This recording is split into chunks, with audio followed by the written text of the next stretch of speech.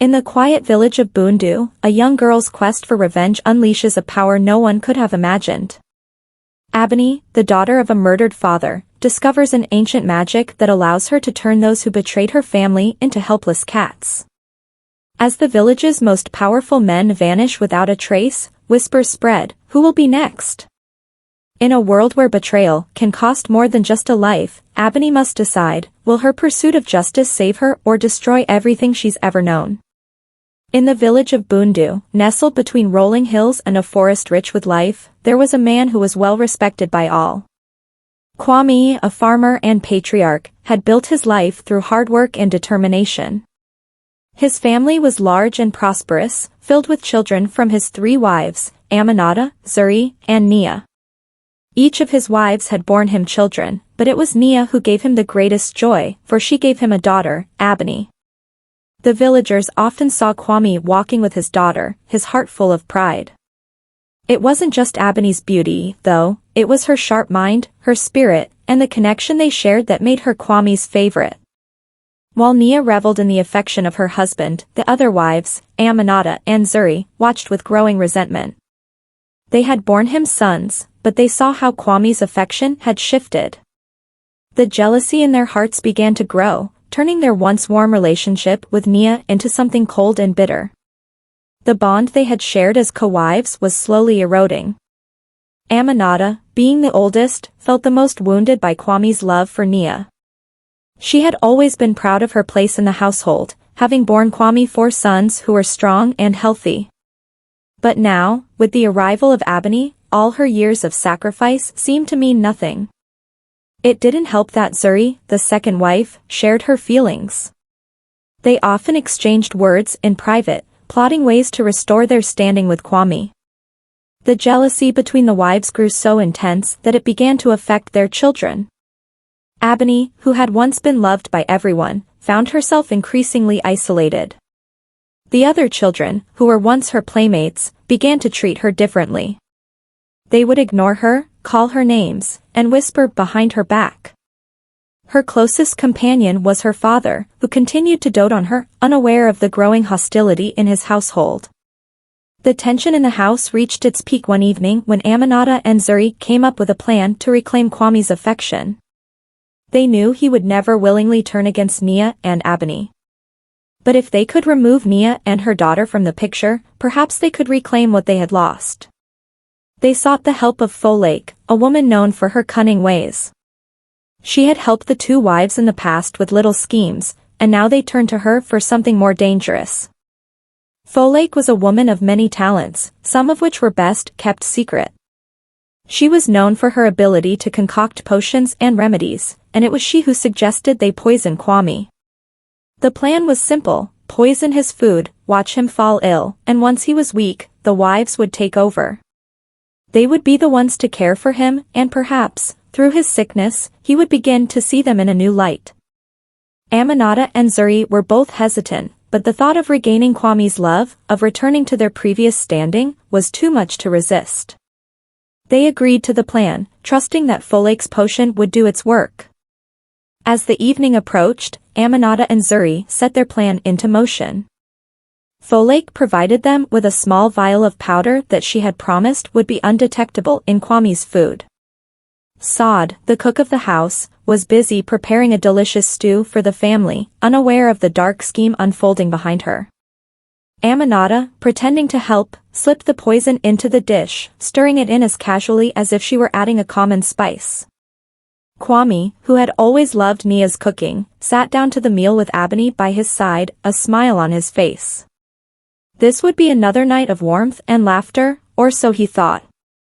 But that evening would change everything. As Kwame ate the meal, the poison began to work its magic. It was slow and insidious, making him feel a slight discomfort in his stomach at first.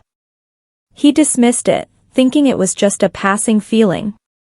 But as the evening wore on, the pain grew worse. His vision blurred, and his limbs grew heavy. He called out to Nia, but his words came out in a weak rasp. Saad rushed to his side, but she too could see the horror unfolding before her. The poison had taken hold. "Nia, what's happening to him?" Saad cried out, panic flooding her voice. Aminata and Zuri, who had been watching from a distance, tried to act surprised, rushing to Kwami's side as though they were concerned. But it was clear to everyone in the room that they had planned for this moment. Folktale's poison had worked its magic. Kwami was dying. In his final moments, Kwami struggled to speak. He looked up at Nia, his eyes filled with confusion and pain. What? What happened to me? He gasped. Nia, tears streaming down her face, held his hand, trying desperately to comfort him. No, Kwami. Please, don't leave me. I love you. But it was too late. Kwami's breathing grew shallow, and with one final breath, he was gone. The house fell silent. The children, who had been playing outside, rushed in at the sound of their mother's cries. Abeni, in shock, stood frozen, her heart pounding in her chest. The family had been ripped apart, and there was no coming back. The chaos that followed was swift. Aminata and Zuri quickly turned their attention to Abeni, their eyes filled with a cold resolve. They knew that in order to fully take control, they had to get rid of Abeni. They couldn't allow her to inherit anything from her father. The fact that she was his daughter only made her a threat to their power. The villagers soon arrived, drawn by the commotion. Nia, frantic, tried to explain what had happened, but no one believed her. How could they? She had been the last one to see Kwami alive. The village medicine man was quickly summoned, and after examining Kwami's body, he confirmed what they feared: he had been poisoned. The village was in shock, but the questions quickly turned to suspicion. Who could have done such a thing? Who stood to gain from Kwami's death? Abeni knew who was responsible. She had seen the look in Aminata's and Zuri's eyes. They had plotted this from the beginning. She had overheard them speaking with Folktale, and she knew that they had gone too far this time. There was no way she was going to let her father's death go unpunished. The time for silence was over. As the villagers gathered around, the truth began to emerge. Abeni had the knowledge, the magic, and the will to avenge her father's death. She had learned the ancient ways of magic from an old woman who had taken her in after her parents' deaths. It was then that Abeni realized she had the power to not only punish the guilty but to take control of her future. And that was just the beginning. The village of Bundu had always been a place of harmony and simplicity. But with Kwami's sudden death, everything had changed. The air was thick with suspicion and fear. A family that had once been a symbol of prosperity was now a shadow of its former self, consumed by betrayal and grief. As the villagers gathered, trying to make sense of the tragedy, a young girl, Abeni, stood silent but resolute. The loss of her father was unbearable, and the reality of his murder settled heavily in her chest. Yet, something stirred inside her, something she couldn't ignore. The village square, usually a place of laughter and chatter, was eerily quiet as villagers speculated about who could have poisoned Kwami. Nia, grief-stricken, was beside herself with the loss of her husband. But she knew that the truth had to come out. Aminata and Zuri were the ones who had orchestrated the poison, and she knew that her daughter, Abeni, would not let this stand. As the medicine man, who had been called to examine Kwami's body, confirmed the cause of death, poisoning, a chill spread through the gathered villagers. The news quickly reached King Nyatsi, who had ruled over Bundu with a firm but fair hand. Concerned about the stability of the village, the king sent his guards to gather more information. The village was divided, and something needed to be done before it descended into chaos. But Abeni was not waiting for justice to come from the king or the elders. She had already made up her mind. Her mind wasn't focused on the usual way of revenge. She didn't want to create more pain, she wanted justice.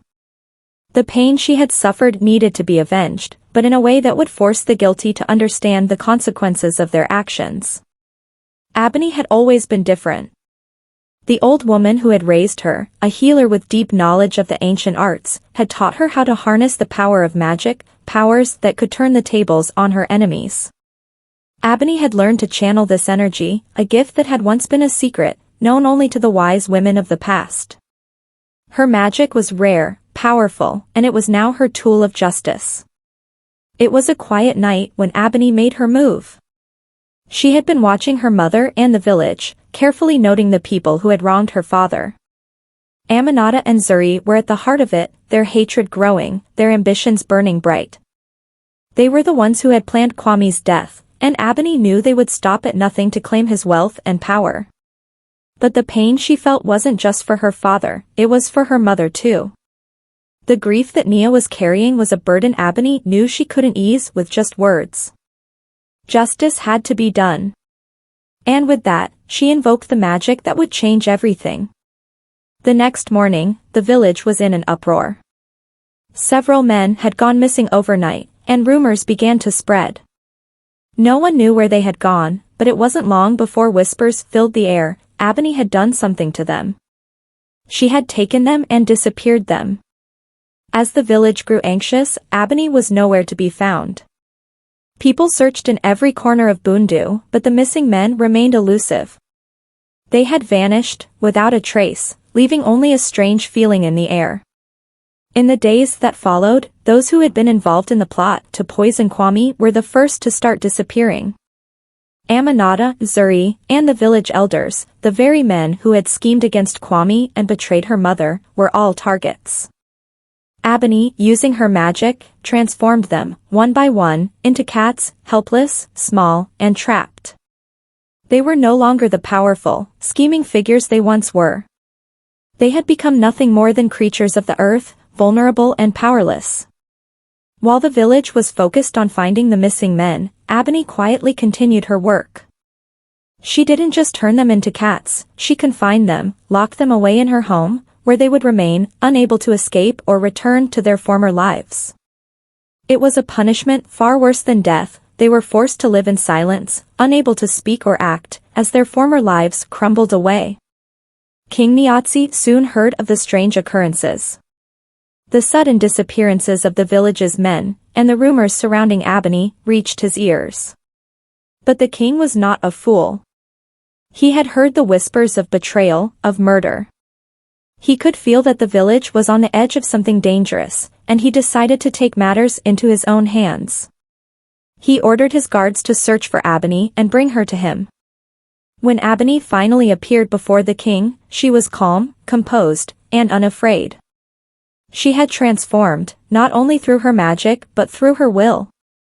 The girl who had once been helpless had become a young woman with the strength to take control of her own destiny. The king looked at her with a mix of curiosity and caution. She was not the child he had known before, she had become someone else, a force to be reckoned with. Abeni, King Nyatsi said, his voice steady, I have heard the rumors about what you've done. You've taken the men of this village, and I need to know why. Abeni met his gaze, her eyes unwavering. My father was murdered, poisoned by those who were supposed to love him, she said, her voice calm but filled with resolve. I could not let that go unpunished. The king was silent for a moment. He knew the weight of her words. He had heard of Aminata and Zuri's betrayal, but he had never imagined that Abeni, a young girl, would be the one to bring justice. I did what I had to do, Abeni continued. They must feel the consequences of their actions. They took my father's life, and now I have taken their power from them. The king, though troubled by her actions, could not deny the justice in her words. But you've used magic, something the villagers fear, he said cautiously. What do you intend to do now? I intend to finish what was started, Abeni replied. I will not allow my family's legacy to be erased. The village will understand the cost of betrayal. The king, after a long pause, nodded. He understood that Abeni had made her choice, and there was no turning back. The village would never be the same again. As the king left to consult with his advisors, the villagers were left to wonder what would become of them. Abeni had become a force of vengeance, and her journey had just begun. What started as a tragedy for her family had now turned into something much larger. The balance of power in Bundu had shifted, and no one knew what the future would hold. But Abeni did. She had taken control of her destiny, and no one, not even the king, could stop her now. The village of Bundu had never been in a state of such uncertainty. Since Abeni had taken matters into her own hands, things had changed beyond recognition. The men who had plotted the death of her father, Kwame, were now nothing more than powerless creatures, trapped in their new forms. The once thriving village now buzzed with anxiety, fear, and whispers of vengeance. As the days passed, the villagers began to understand the gravity of what had happened. Abeni had used her magic, the ancient powers she had inherited from the old woman who had cared for her, to exact her revenge on the men who had wronged her family.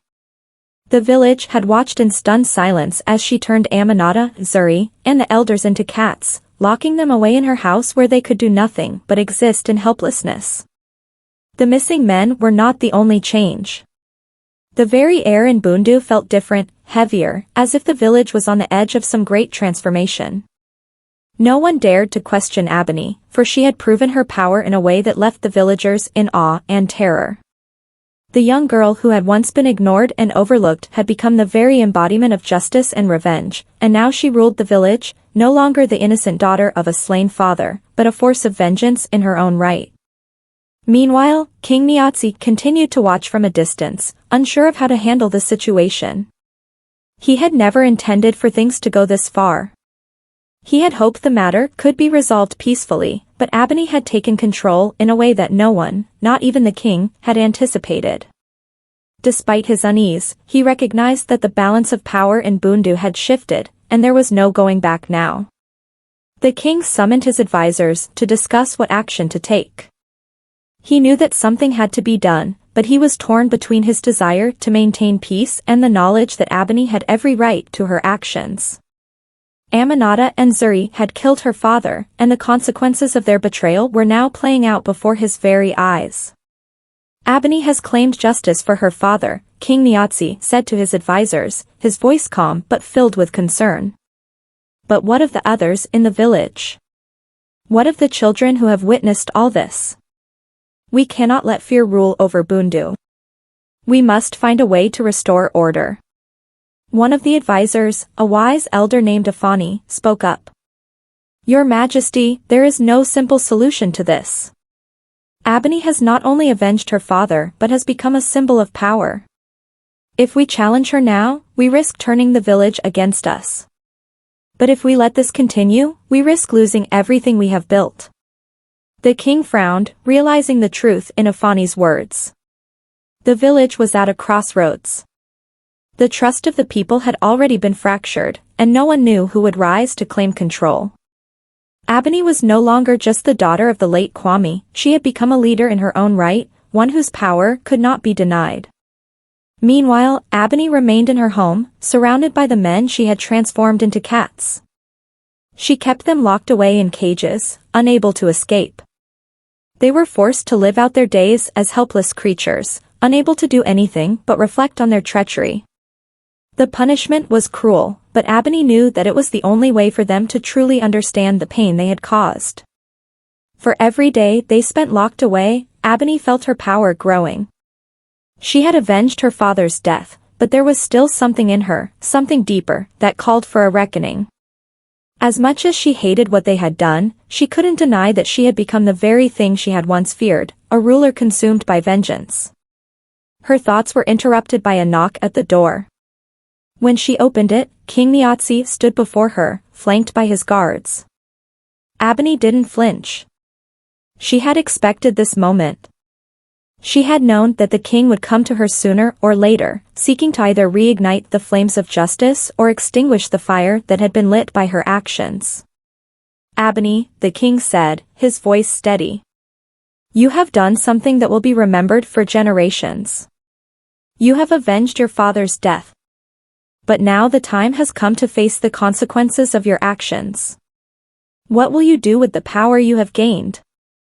Abeni stared at him, unblinking. What would you have me do, King Nyatsi? Should I let the men who murdered my father go free?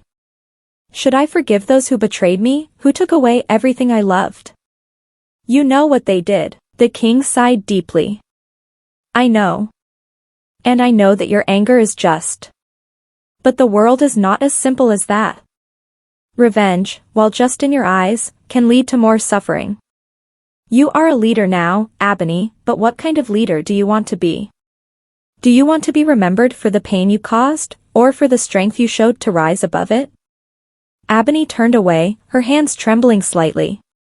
The weight of his words settled over her. She had exacted justice, but at what cost? Could she really continue down this path of vengeance, or was there another way forward? She had always admired the old woman who had raised her, the one who had taught her the ancient magic.